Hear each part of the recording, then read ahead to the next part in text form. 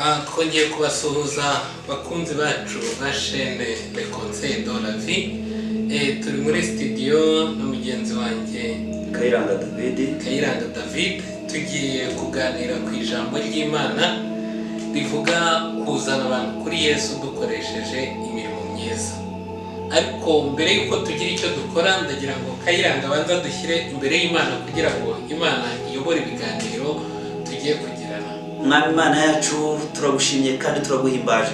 Tugushimiye ko ari wowe utegeka abami bose b'isi kandi ni wowe wimura abami ukimika abandi. Iyo wavuze ngo tubeho tubaho kandi tukabaho neza, kandi iyo wadutegetse gukora ibyo gukiranuka turabikora. Uyu munsi tuzanye n'umugaragu wawe Valentin, tuje kugabura ibyawe, reka imbaraga zawe, reka amavuta yawe, reka umwuka wera agwire muri twe kandi akora imirimo n'ibitangaza, kandi ikiruta byose unesha ibitunesha, usobanura ibidusobanuriye, wangiza ibyatwangiza, umenagura ibyatumenagura, wimike ibikwiriye kwimika, kandi wimure ibidakwiriye kuba mu mitima y'ubwoko bwawe. Urakoze kugiye kubana natwe muri iki kiganiro, ukaduherekeza tukagisoza amahoro, kandi buri wese uzumvira ijambo umwuka wera akazamukoresha iby'ubutware mu izina rya Yesu. Amen. Ndasaba Kayiranga David ngo adusomere Matayo ibice 28 umurongo wa 19.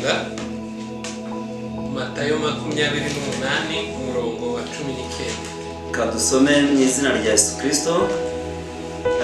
Ubutumwa bwiza bwa Yesu Kristo uko bwanditswe na Matayo ibice 28 umurongo wa 19.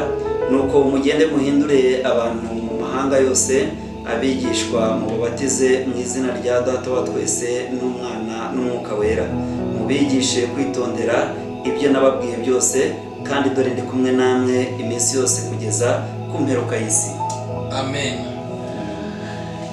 Yesu hari isezerano yadusigiye, hari inshingano yadusigiye.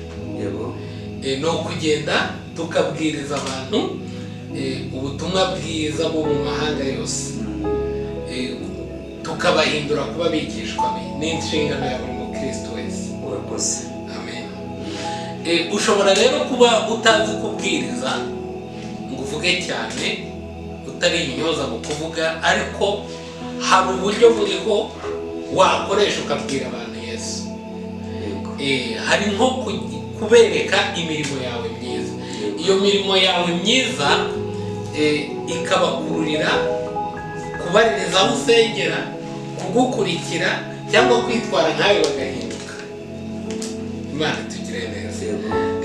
Reka twifashishe ijambo riri muri Matayo 5.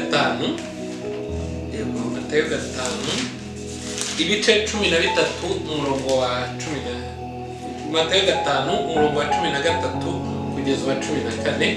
Urasomere. Ijambo ry'Imana riravuga mu butumwa bwiza bwa Yesu Kristo uko bwanditswe na Matayo ibice 5 umurongo wa 13 na 14, ngo muri umunyu w'isi, mbese umunyu nukayuka uzaryoshwa n'iki? Ntacyo uba ukimaze keretse kujugunywa hanze abantu bakawukandagira. Muri umucyo w'isi, umudugudu wubatse ku mpinga z'umusozi ntubasha kwihisha.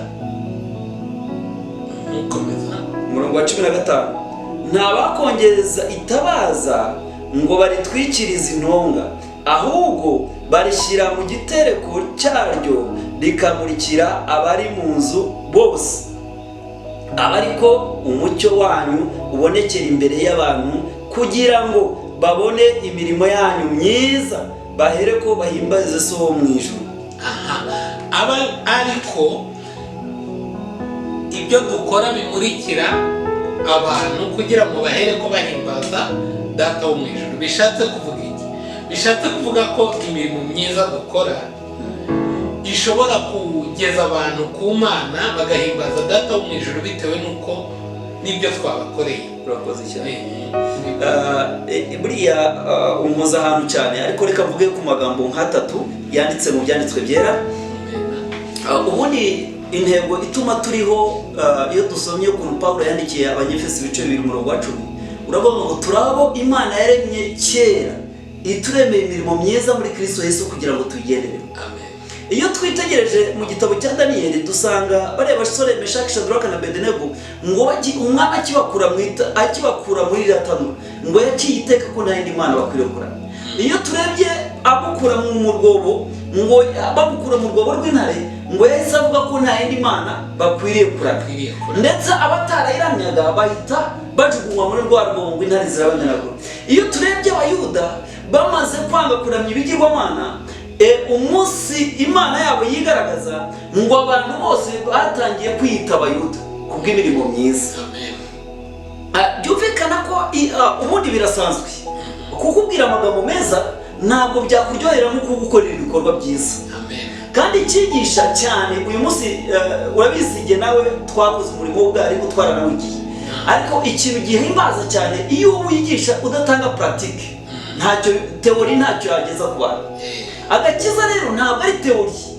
Imana iduha agakiza yari ifite intego kugira ngo tubwirize abantu dukoresheje pratique, duse n'ijambo ry'Imana, duse n'ibyo. Reka twitegereje Dawidi ikintu yavuze, yaribaje ati ese ubundi umusore yakeza inzira yati, yakeza inzira z'Uwiteka ati, yazeza yitondera ijambo ry'Uwiteka. Ndetse aravuga ati nabitse ijambo ry'Uwiteka kugira ngo ntamucumuraho, ati kandi iryo ni itabaza rimurikira ibirenge byanjye. Haleluya. Ntabwo uciye mu ijambo, unyibukije akantu abongereza baravuga ngo action speak louder than words. Ibikorwa bivuga kurusha amagambo. Ushobora kubwiriza cyane ariko ibyo ukorera abantu bitabanyura, ugasanga na bwa butumwa wawe uzi ijambo bahita bakurikizaho, baravuga ngo aho gukizwa no kubwiriza nka runaka nabireka. Ndetse bakongeraho irindi jambo bakavuga ngo mwagiye mureka runaka agakizwa ko ari we ubishoboye ubwiriza agasa nabyo. Imana dushoboze kubwiriza tugasa n'ibyo tubwiriza, kuko nicyo kizahindura sosiyete. Kuko nitubwiriza tudasa n'ibyo tubwiriza, tuzaba tubibuye ibyo twabibye. Dusubiye ku uyu murongo kuri Matayo 5 umurongo wa 13 dusomere. Aravuga ngo muri umunyu w'isi, umunyu nukayuka uzaryoshwa n'iki? Turi umunyu w'isi. No kuvuga ko ibyo dukora nitwe buryohe bwiza, ibyo dukora biryoshya isi. Iyo tutari gukora neza tuba tumeze nk'umunyu wagize ute? Wakaritse. Ubwo nta mumaro tuba tugiye. Ikindi nanone buri umunyu ntabwo iyo tugiye guteka ibiryo, ushobora guteka ibiro 10 by'ibyo kurya ugashyiramo umunyu ku kiganza, kandi wa munyu ukaba urahagije. Umunyu muke uryoshya ibiryo. Ariko nanone tubwira abakristo muri iki gihe barimo batwumva, hari abantu benshi bibeshya ngo abantu ngo abakristo ngo babaye bake, ngo abantu baraguye, ngo ibyo oya, ibyo ngibyo ntabwo ari ngombwa cyane. Ahubwo ibikorwa byonyine ubuke bwabyo bizabwiriza abantu, bizabwiriza. Hari ikintu kimwe nakunze nshuti yanjye,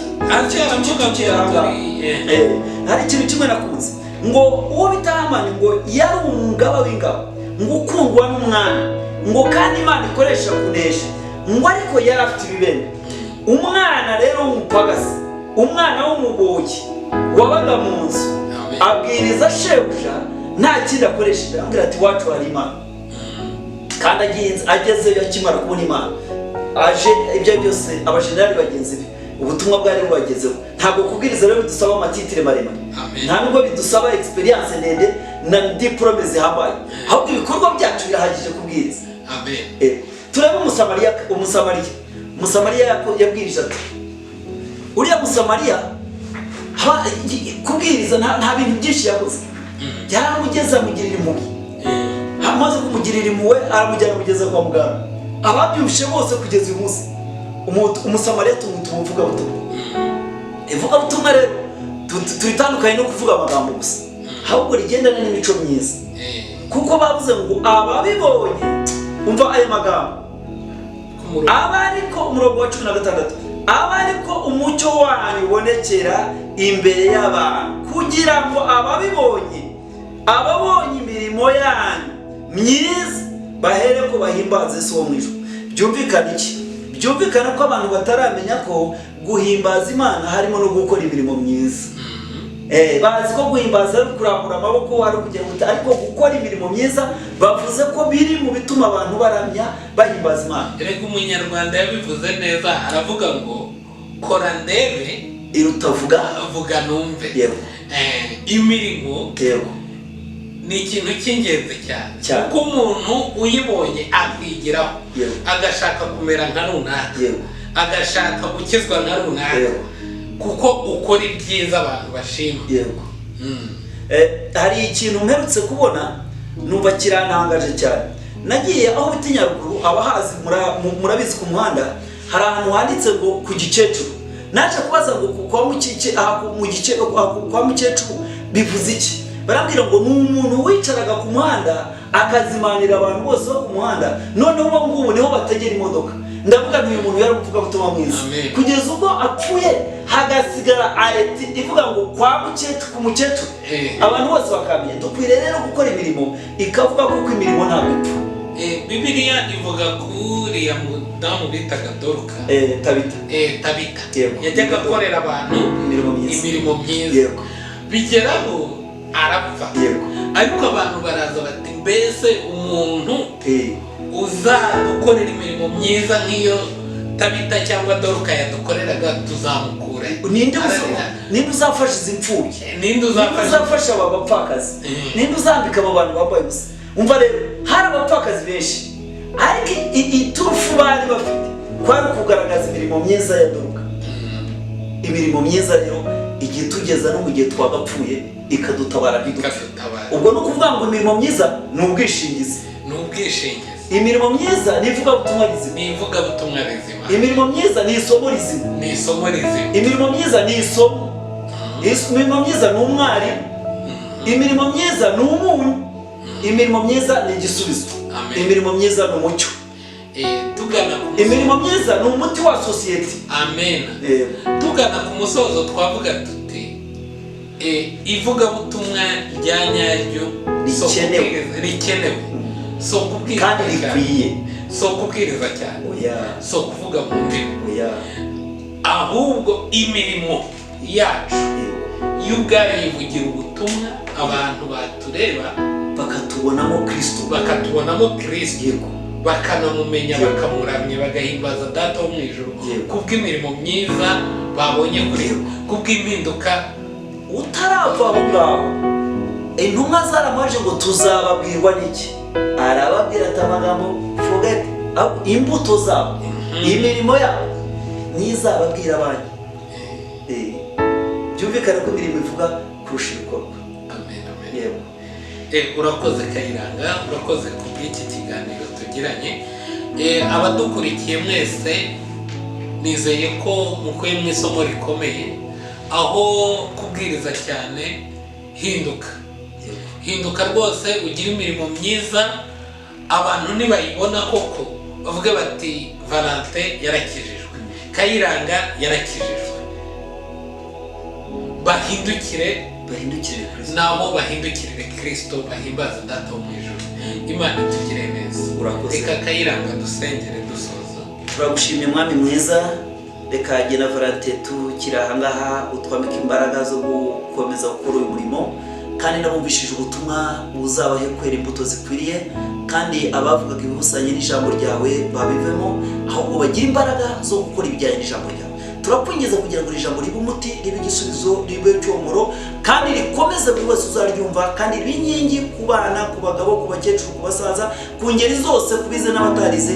Iri jambo ribaherekeze mu buzima bwabo kandi rihindure byinshi, kandi buri wese uryumvishije umuhe kwera imbuto kugira ngo abantu bahindukire Kristo umwami wacu. Amen.